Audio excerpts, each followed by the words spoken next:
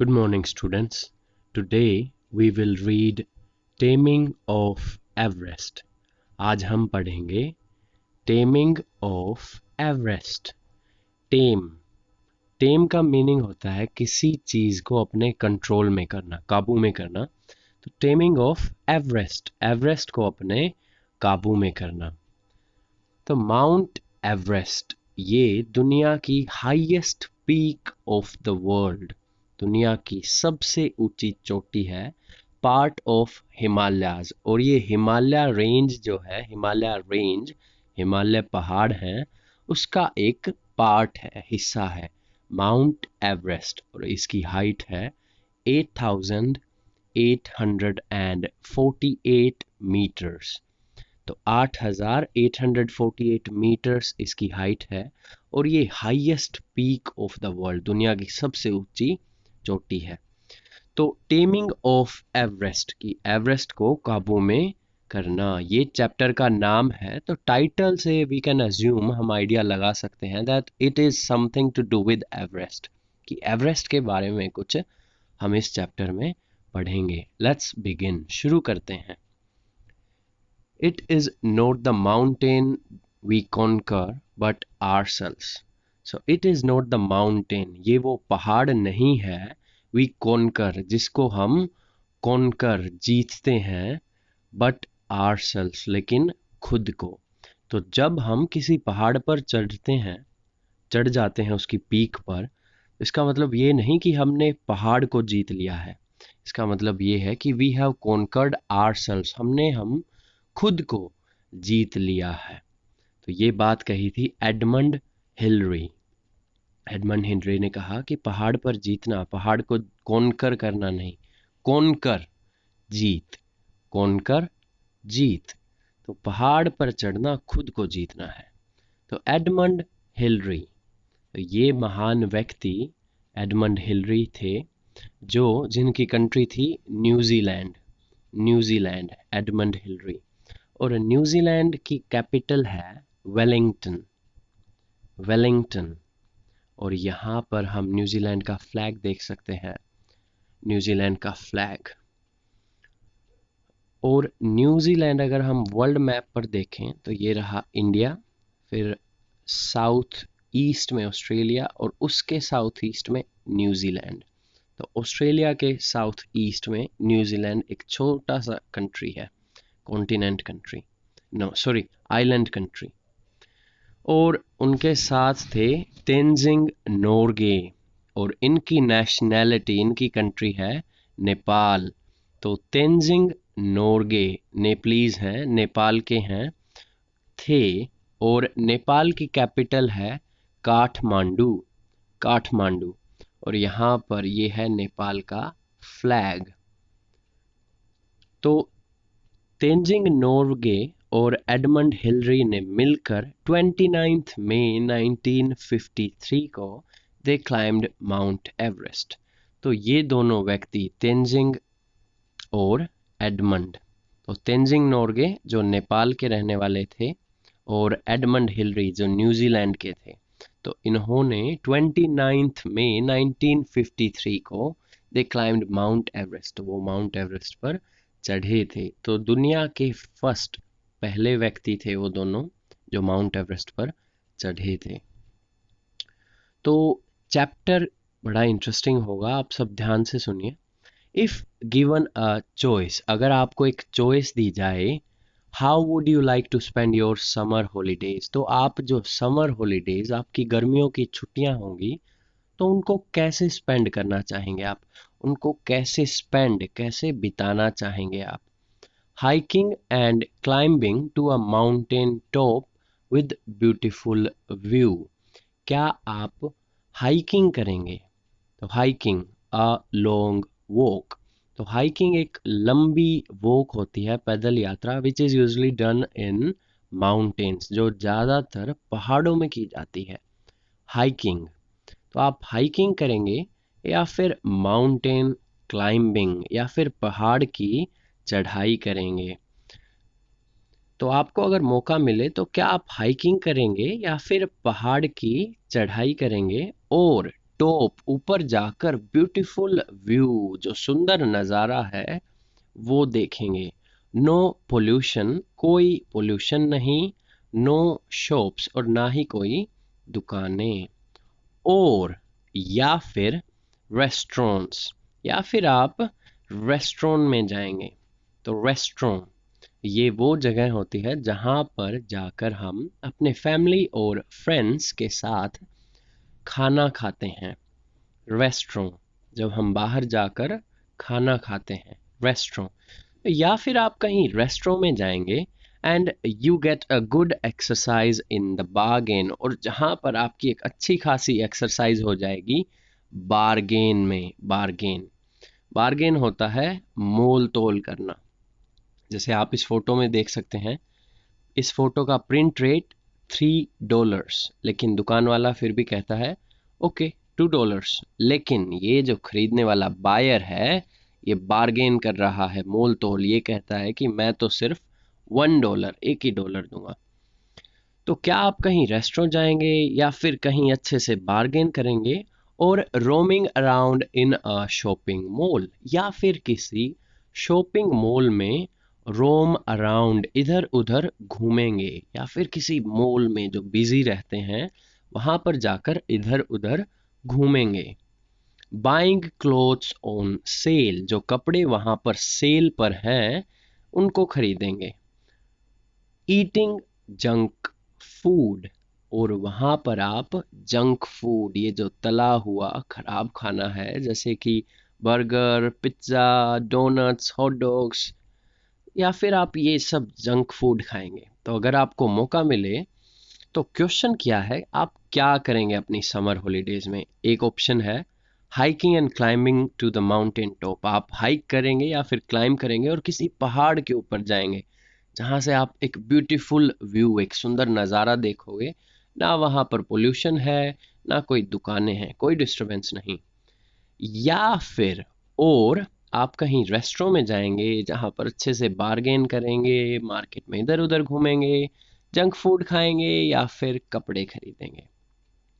तो आप कमेंट करके मुझे ज़रूर बताएं कि आपको अगर चांस मिले, चॉइस अगर आपको चुनने का मौका मिले तो आप क्या करेंगे समर हॉलीडेज में। तो now let's start the chapter, let's read. अब पढ़ते हैं। Edmund Hillary was the first person to reach the peak of Mount Everest along with Tenzing Norgay। जो एडमंड हिलरी थे was the first person, वो पहले आदमी थे to reach the peak of Mount Everest, जो माउंट एवरेस्ट की चोटी पर पहुंचे थे, along के साथ, with तेंजिंग नोर्गे के साथ, माउंट एवरेस्ट की पीक पर पहुंचने वाले फर्स्ट पर्सन, पहले आदमी थे। तो एडमंड एंड तेंजिंग, तो न्यूजीलैंड के एडमंड हिलरी और नेपाल के तेंजिंग नोर्गे फर्स्ट पर्सन, पहले व्यक्ति थे, और ये दोनों ही साथ गए थे और इन्होंने माउंट एवरेस्ट की पीक को कॉन्कर किया था, उसको जीत लिया था। Read the extract and find out how they did it. तो ये जो एक्सट्रैक्ट, एक छोटा सा हिस्सा दिया है, उसको पढ़ते हैं एंड फाइंड आउट, और पता लगाते हैं हाउ दे डिड इट, कि उन्होंने ये कैसे किया, ये जो डिफिकल्ट टास्क था कैसे किया। This extract is from the story of the ascent of Mount Everest as told by Sherpa Tenzing Norgay. ये जो एक्सट्रैक्ट है ये स्टोरी, एक कहानी से लिया गया है जिसका नाम है ascent of Mount Everest.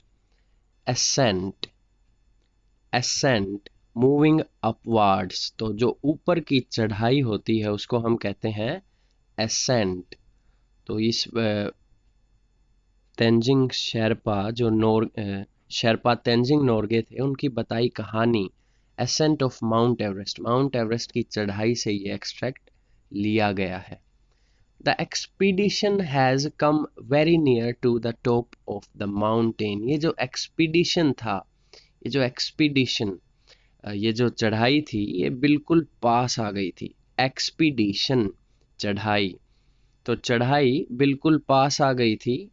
Near the top of mountain, अब पहाड़ की टॉप पर, चोटी के हम बिल्कुल पास पहुंच गए हैं। तो यहाँ पर एक बच्चों वर्ड है शेरपा। शेरपा, तो शेरपाज होते हैं मेंबर ऑफ हिमालयन पीपल। ये वो लोग होते हैं जो हिमालयाज में रहते हैं, and renowned for their skill in mountaineering. और ये फेमस होते हैं, मशहूर होते हैं अपनी पहाड़ों पर चढ़ने की एबिलिटी, खासियत के लिए। इनको कहा जाता है शेरपा। तो अगर हम कहेंगे शेरपा तो इसका मतलब वो हिमालयन पीपल जो माउंटेन क्लाइंबिंग में एक्सपर्ट हैं, बड़ा अच्छे से माउंटेन क्लाइंबिंग करते हैं।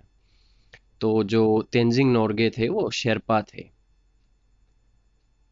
It is time for Tenzing Norgay and Edmund Hillary to make their attempt on the peak of Mount Everest। और अब समय हो चुका था कि तेंजिंग नॉर्वे और एडमंड हिलरी अपनी अटेम्प्ट, जो कोशिश थी माउंट एवरेस्ट की चढ़ाई करने की, पीक पर पहुंचने की, उसको कर दें, मेक करें उसको।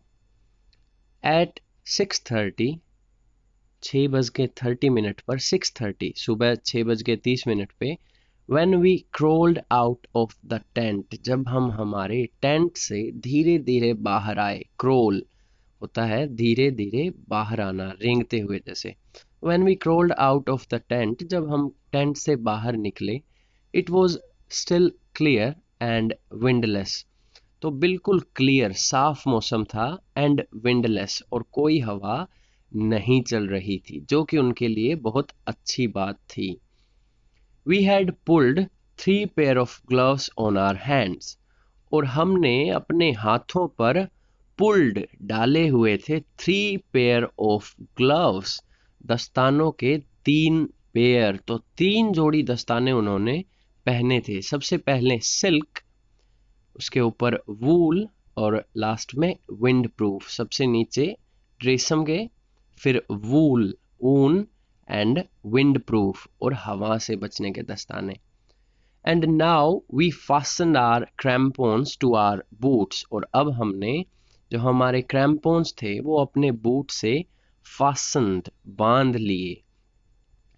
क्रैम्पोन्स, ये जो आप फोटो में देख सकते हो, ये नुकीले जो स्ट्रक्चर है, ये जूतों के साथ बांधा जाता है ताकि आइस में, बर्फ में अच्छे से आपके शूज़ को ग्रिप मिल सके, पकड़ मिल सके। तो इस फोटो में जैसे शूज़ के साथ ये क्रैम्पोन फास्टन्ड, बांध रखे हैं, और इससे आपको बर्फ, जो जमी हुई बर्फ है, उसमें अच्छी ग्रिप मिलती है।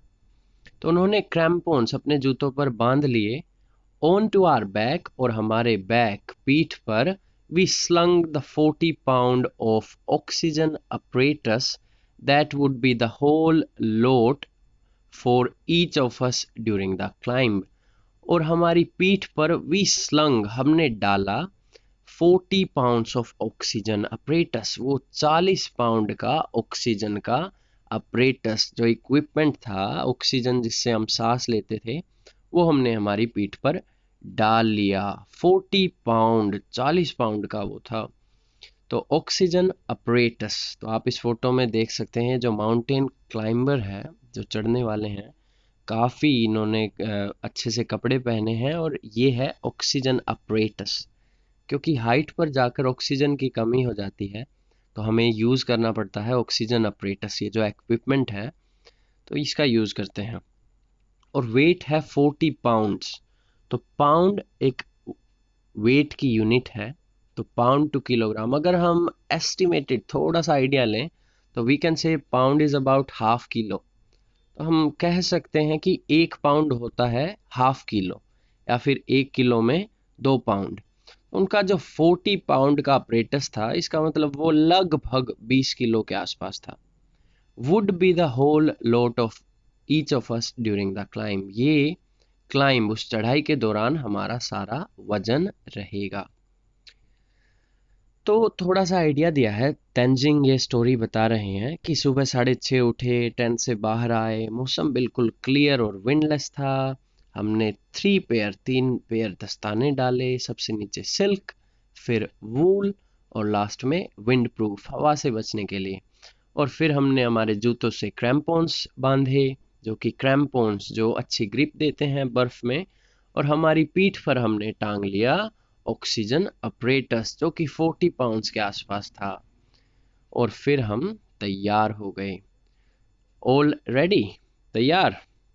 अच्छा, रेडी। तो तेंजिंग ने कहा, अच्छा रेडी, हाँ अच्छा रेडी, तैयार।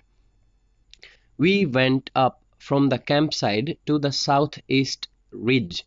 हम went up, आगे ऊपर की तरफ गए, from the campsite, जहाँ पर हमारा कैंप था वहाँ से, to the southeast ridge, जो साउथ ईस्ट डायरेक्शन में जो रिज था, हम उसकी तरफ बढ़ चले। Ridge, a long narrow hill top mountain range. तो इस फोटो में आप देख सकते हैं जो पहाड़ों के ऊपर एक लॉन्ग, लंबा सा, नैरो, भीड़ा सा, बिल्कुल पतला रास्ता है। तो ये जो पहाड़ों के ऊपर से एक पतला, भीड़ा, लंबा रास्ता होता है, इसको हम बोलते हैं रिज। तो 6:30 ये तैयार हुए और वहां से साउथ ईस्ट डायरेक्शन में रिज की तरफ बढ़ चले। And then along the ridge towards the south summit, और फिर रिज के अलोंग, साथ साथ, रिज के साथ साथ, टुवर्ड्स द साउथ समिट, जो साउथ में समिट था उसकी तरफ। समिट, समिट का मतलब होता है चोटी। तो ये बच्चों माउंट एवरेस्ट चोटी है।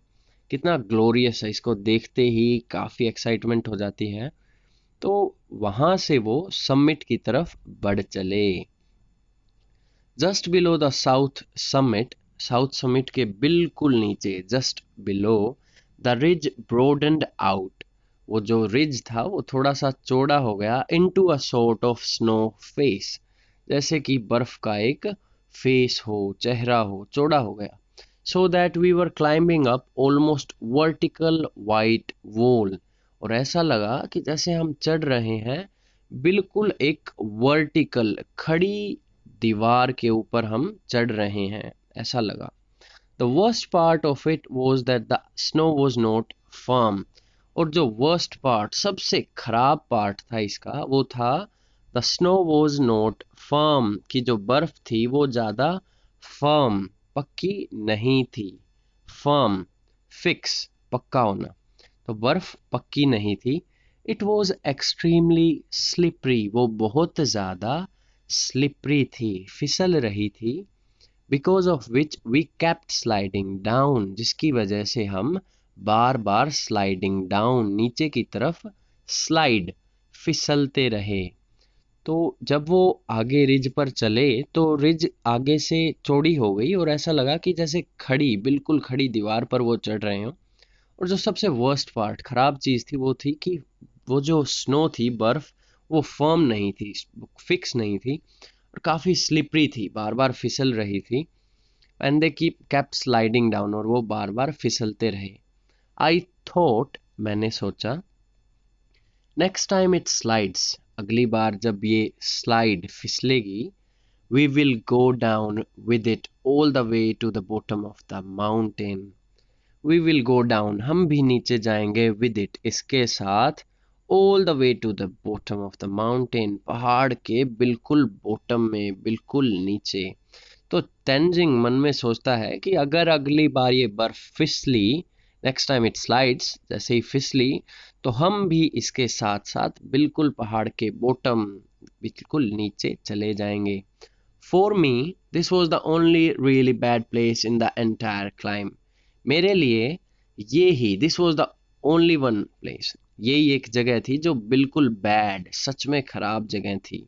Because it was not only a matter of what you your self did, क्योंकि इसमें ऐसा नहीं था कि ओनली अ मैटर, सिर्फ ये मामला नहीं था, what you your self did, कि तुम खुद क्या करते हो, बट ऑल्सो, लेकिन इसके साथ साथ, what the snow under you did, कि तुम्हारे नीचे जो स्नो है वो क्या करती है, what the snow under you did, and this you could not control, और इस पर आपका कोई भी कंट्रोल नहीं था, कंट्रोल नहीं कर सकते थे।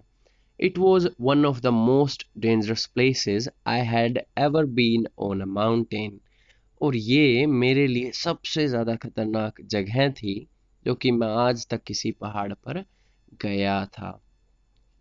तो तेंजिंग बताते हैं कि वो जो पार्ट था वो बहुत डेंजरस था, डिफ़िकल्ट था, क्योंकि उसमें सिर्फ ये नहीं था कि आप क्या करते हैं, ये भी था कि आपके नीचे की बर्फ़ क्या कर रही है, क्योंकि उस पर आपका कोई कंट्रोल नहीं था, क्योंकि वो फर्म नहीं थी और बार बार स्लाइड कर रही थी।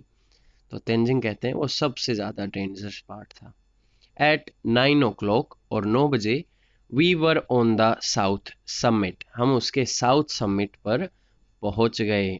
There was not much further to go, और अब कोई फर्दर ज़्यादा आगे जाना नहीं था, फर्दर आगे। Only about 300 feet of ridge, सिर्फ लगभग 300 फीट ऑफ रिज, लगभग सिर्फ 300 फीट बचे थे रिज के साथ साथ। But the most difficult 300 feet, लेकिन ये जो 300 फीट थे ये मोस्ट डिफिकल्ट, सबसे ज़्यादा थे। If we were to get to the top, अगर हमें ऊपर जाना था, it would have to be along a narrow twisting line between precipice and cornice, अगर हमें ऊपर जाना था it would be along, तो ये साथ साथ था, along a narrow, एक भीड़ी सी twisting line, टेढ़ी मेढ़ी twisting line, एक भीड़ी सी टेढ़ी मेढ़ी line between precipice and cornice, जो कि precipice, प्रेसिपिस होता है पहाड़ की बिल्कुल नुकीली क्लिफ, चोटी की, अगर आप फिसले तो आप जाएंगे बिल्कुल नीचे, प्रेसिपिस।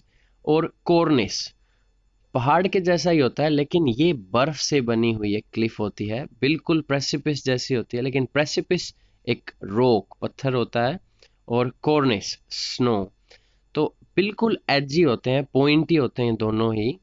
और अगर आप तो एक कदम भी गलत आपने रखा तो आप नीचे। तो ये जो रास्ता था बिल्कुल हमको प्रेसिपिस और कॉर्निस के बीच से होते हुए जाना था। Never too far to the left, कभी भी लेफ्ट की तरफ ज़्यादा नहीं। Never too far to the right, और कभी भी राइट की तरफ ज़्यादा नहीं। If we deviated even a bit, और हम अगर एक बिट, एक थोड़ा सा भी ज़्यादा डेविएट होते, भटकते, अपने रास्ते से डेविएट भटकना, तो हम जो बीचों बीच रास्ता सा उससे अगर थोड़ा सा भी भटकते, it would spell the end of us, तो यह हम दोनों के लिए हमारा अंत होता, एंड। तो बहुत केयरफुली एक डिफिकल्ट सिचुएशन में थे कि प्रेसिपिस और कॉर्निस के बीच से होते हुए एक नैरो रिज, एक पतला सा रिज था जहां से उनको जाना था। तो फिर से एडमंड उनसे पूछता है, एवरीथिंग ऑल राइट, क्या सब ठीक है? हाँ अच्छा, ऑल राइट, हाँ अच्छा, ऑल राइट, सब ठीक। तो यहाँ से एक और चीज़ हम देख सकते हैं कि जो तेंजिंग नोर्गे थे, जो नेपाल के थे, इनको ज़्यादा इंग्लिश नहीं आती है, तो बेसिकली हर चीज़ का आंसर ये अच्छा अच्छा ऑल राइट ऐसा ही शॉर्ट वर्ड्स में देते हैं। तो फिर कहते हैं हाँ अच्छा अच्छा। फ्रॉम द साउथ समिट, तो फिर वो जो साउथ समिट पे पहुंचे थे वहां से, we first had to go down a little, वहां से हमें थोड़ा सा डाउन, नीचे की तरफ जाना था। देन अप अप अप, और देन फिर अप अप अप, ऊपर ऊपर और ऊपर। All the time the danger was that the snow would slip, और हर समय यही खतरा था कि वो जो बर्फ थी वुड स्लिप, वो फिसल जाएगी, और that we would get too far out on the cornice that would then break away, और दूसरा खतरा था कि we would get too far, कि हम ज़्यादा फार, ज़्यादा किनारे पर निकल जाएंगे, ऑन अ कॉर्निस, एक कॉर्निस के हम ज़्यादा किनारे पर निकल जाएंगे, and then it would break, और वो टूट जाएगी। तो उनको दो चीज़ों का डर था कि एक तो शायद बर्फ फिसल सकती है, और दूसरा कि अगर वो कॉर्निस के टू फार, ज़्यादा किनारे पर गए, तो then it would break away, तो वो टूट जाएगी।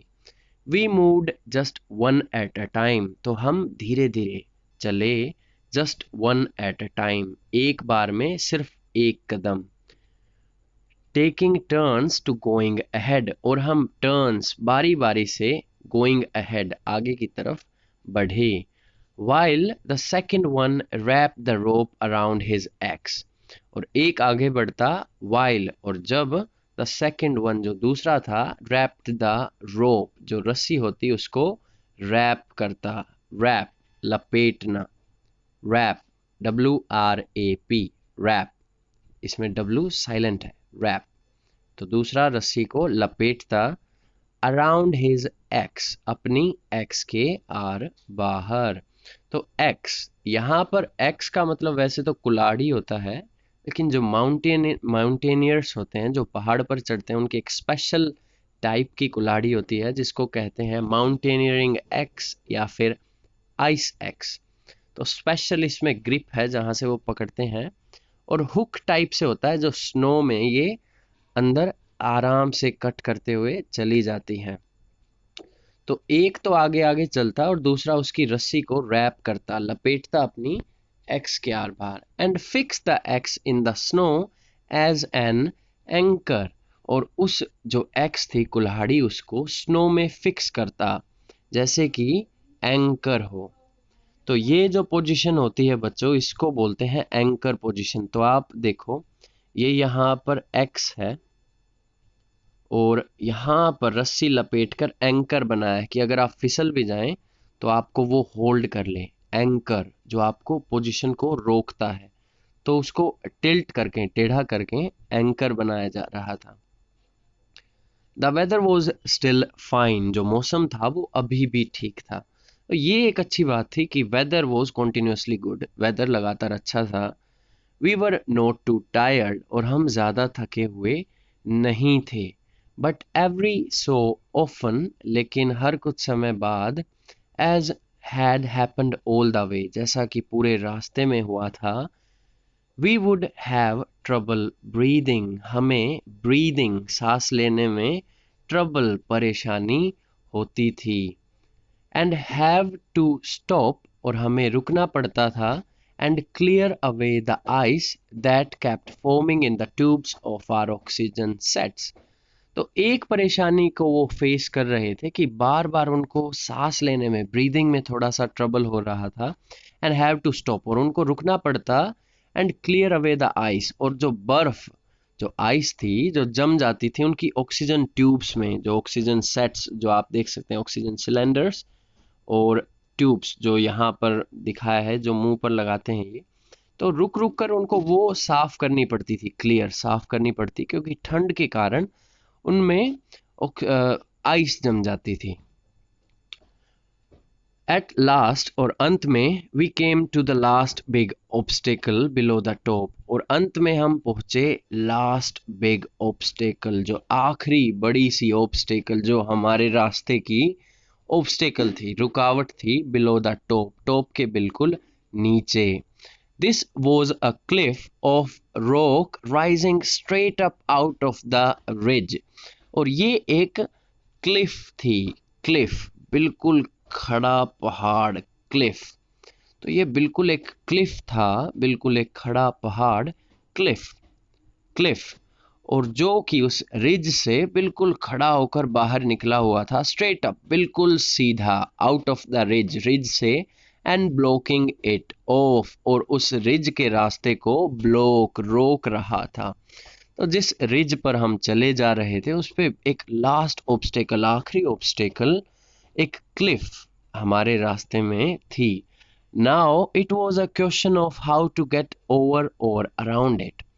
तो अब सवाल था हाउ टू गेट ओवर, कि इसके ओवर, ऊपर से कैसे जाया जाए, और अराउंड इट, या फिर इसके अराउंड, बाहर से, आहर बार से। We could find only one possible way, और हमको सिर्फ एक ही पॉसिबल वे, सही तरीका मिला।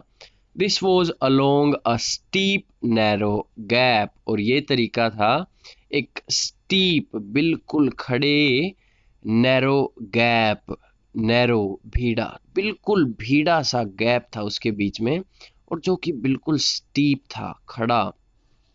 तो एक रास्ता था उस क्लिफ पर बीचों बीच से, लेकिन बिल्कुल नैरो, भीड़ा। तो वहाँ से इन्होंने डिसाइड किया कि हम वहाँ से निकलेंगे, उसी रास्ते से आगे निकलेंगे।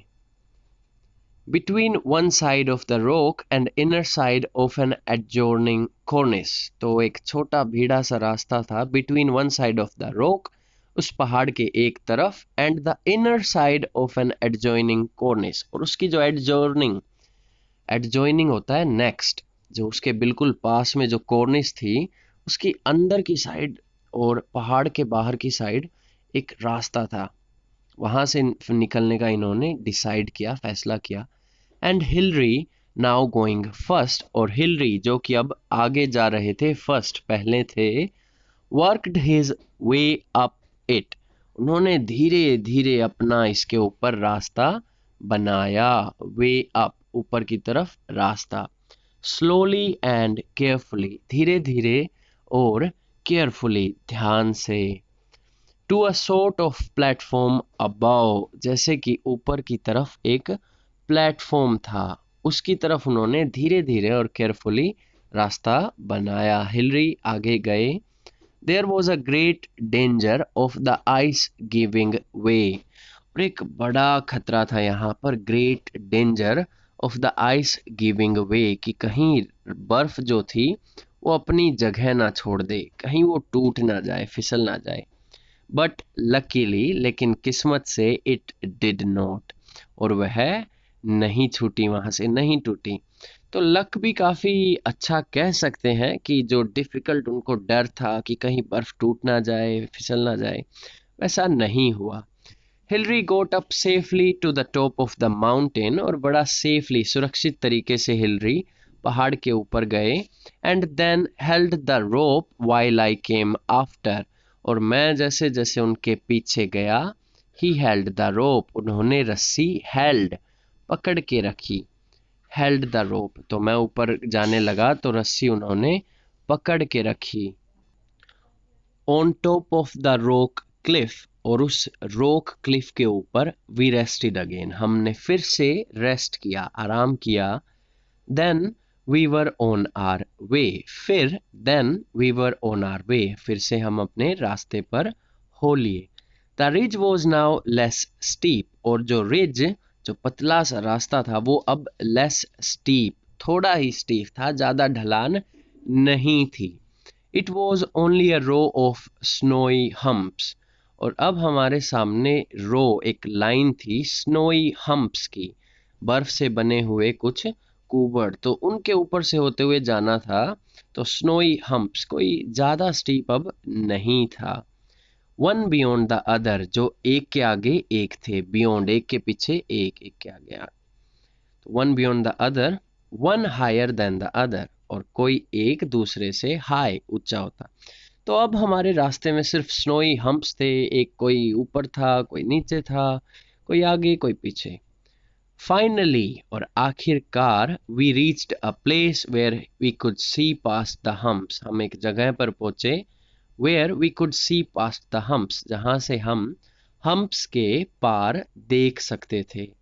Beyond them was the great open sky and brown plains, beyond, उनके पीछे, उनके आगे था ग्रेट ओपन स्काई, महान खुला आसमान, एंड ब्राउन प्लेन्स, और भूरे भूरे प्लेन्स, समतल धरती। We were looking down the far side of the mountain upon Tibet, और वी वर लुकिंग डाउन, हम नीचे की तरफ देख रहे थे, ऑन द फार साइड, जो दूर की साइड थी, ऑफ द माउंटेन, पहाड़ के दूर की साइड, अपॉन तिब्बत, तिब्बत की तरफ।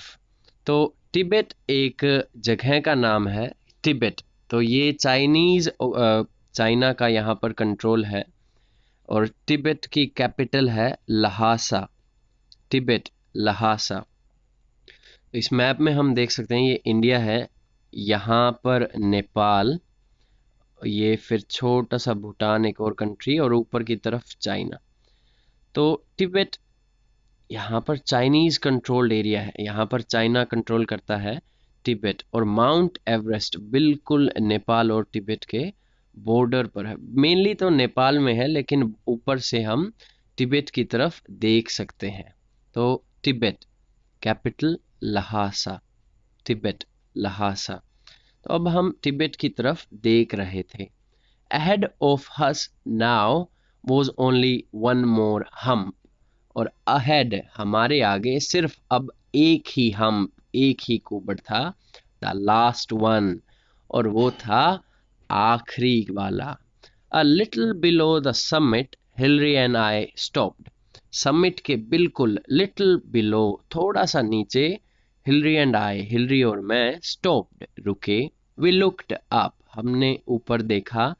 एंड देन, और फिर, वी वेंट ऑन, हम आगे बढ़ चले। वी स्टेप्ड अप, हमने ऊपर कदम रखा। वी वर देयर, और यहाँ पर एक्सक्लामेशन साइन है क्योंकि great excitement, we were there, हम वहाँ पहुँच गए। तो एट द समिट, फोटो में हम देख सकते हैं तेंजिंग एंड हिलरी दोनों समिट पर पहुंच गए।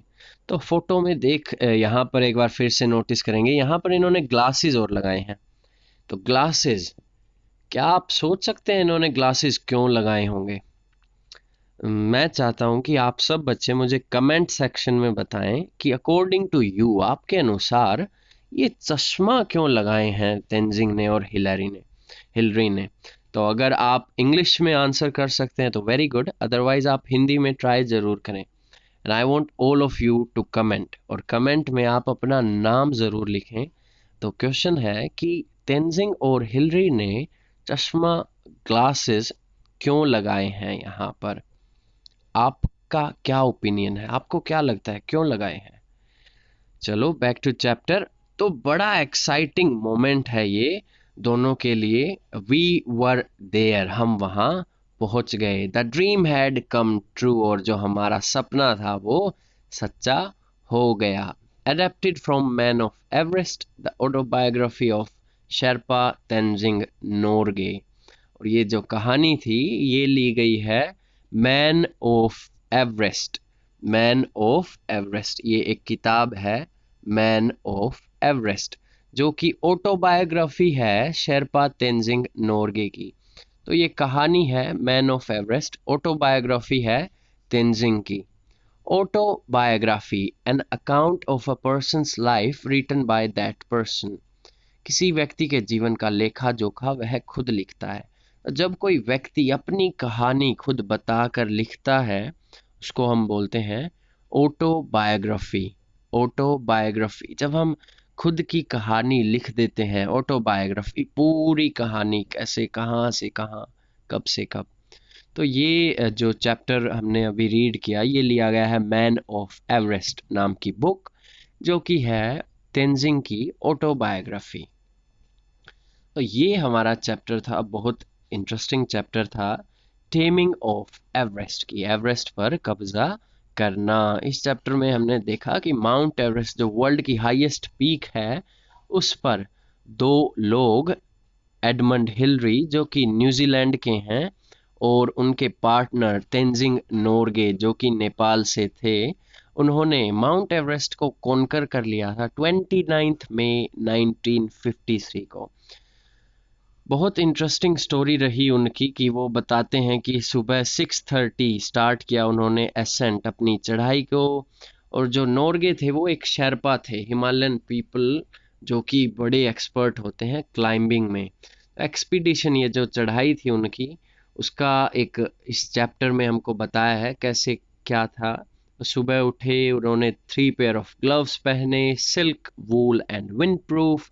अपने उन्होंने जो ऑक्सीजन अपरेटस था वो अपने कमर पर टांगा, अपने शूज़ से उन्होंने क्रैम्पोन्स बांधे और वो आगे की तरफ हो लिए। फिर जो रिज था, एक नैरो हिल टॉप पाथ, एक पहाड़ के ऊपर से एक पतला सा रास्ता, उससे होते हुए वो समिट, चोटी की तरफ बढ़ चले। रास्ते में कई खतरे थे कि बर्फ काफ़ी स्लिपरी थी, फिसल रही थी। और एक जो बड़ा डिफिकल्ट आया था वो था प्रेसिपिस और कॉर्निस, जो दोनों ही बड़े ही नुकीले पार्ट हैं पहाड़ के और बर्फ के, जिन पर खतरा रहता है स्लिप होने का, प्रेसिपिस से स्लिप होने का और कॉर्निस का बर्फ टूटने का। उनके बीच में बड़ा ही उनको बैलेंस करके चलना था।